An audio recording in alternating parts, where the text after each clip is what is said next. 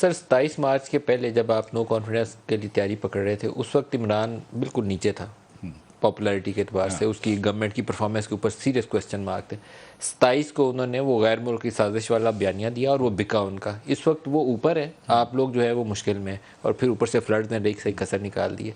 تو do you think it was a good approach کہ اس موقع کے اوپر نو کانفیڈنس کیا جاتا ہے، یا اس کو 2 مہینے اس کو اور دے دیتے، یہ قیمتیں تیل کی خود ہی بڑھانی پڑ جاتی، طبیعت صاف ہو جاتی؟ نہیں دیکھیں نا، عمران خان کا یو نیور نو، کیونکہ وہ ایک دم وہ ویمزیکل آدمی ہے.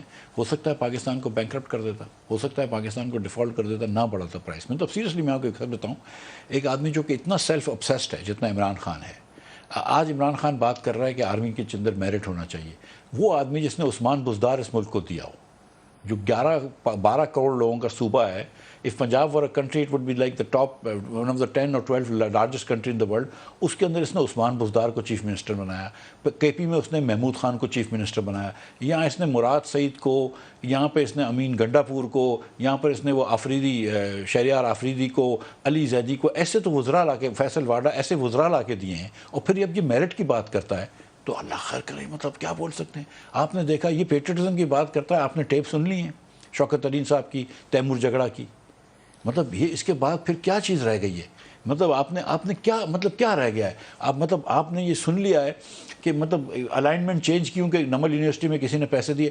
16 سیمنٹ کے لائسنسز بزدار صاحب نے بیچے ہیں پنجاب کے اندر. بیچے ہیں جی بیچے ہیں. پوچھ لیجیے، میں آپ کو بتاؤں کبھی ہو ہی نہیں سکتا کہ 16 سیمنٹ کی فیکٹریاں، سیمنٹ کی لائم سٹون کورنگ ہو سکے پنجاب میں. آپ نے بیچ دی. کیا عمران خان کو نہیں بتایا تھا لوگوں نے، کہ ایجنسیز نے نہیں بتایا تھا کہ بزدار کرپٹ ہے؟ کیا عمران خان کو نہیں پتا تھی کہ فرح گوگی صاحبہ کرپٹ ہیں اور وہ پیسے لے کے دیتی ہیں؟ کیا وہ ان کا فرنٹ وومن نہیں تھی؟ مطلب یہ نہ ایک آدمی نہ سر آپ نے 4 مہینے فرح گوگی کے اوپر لگایا، نکالا کیا ہے اس میں سے؟ میں تو یہ دیکھوں گا نا کہ زمین کے اوپر آپ نے کیا چیز نکالی. فرح گوگی کی اتنی کہانیاں ٹی وی چینلوں کے اوپر آئی ہیں، ابھی تک کون سا کیس ہے جس کے اوپر؟ دیکھیں میری بات سنیں سر، دیکھیں ابھی شہزاد اکبر صاحب بھی بھاگ گئے پاکستان سے. ان کا ایک وکیل اور بھی تھا، ضیاء، بیرسٹر ضیاء، پتہ نہیں وہ بھی بھاگ گیا.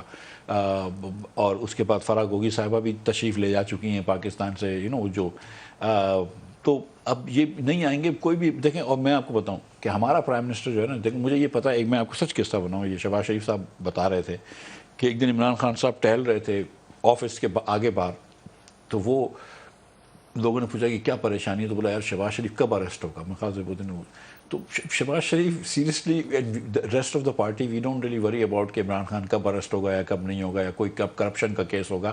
ہمارا مقصد جو ہے وہ کسی کے اوپر کرپشن کا کیس نہیں ہے. ہمارا مقصد اس ملک کو آگے بڑھانا ہے، ڈیفالٹ سے بچانا تھا، اب مہنگائی سے بچانا ہے، فلڈ کے وکٹمز کو ہیلپ کرنا ہے.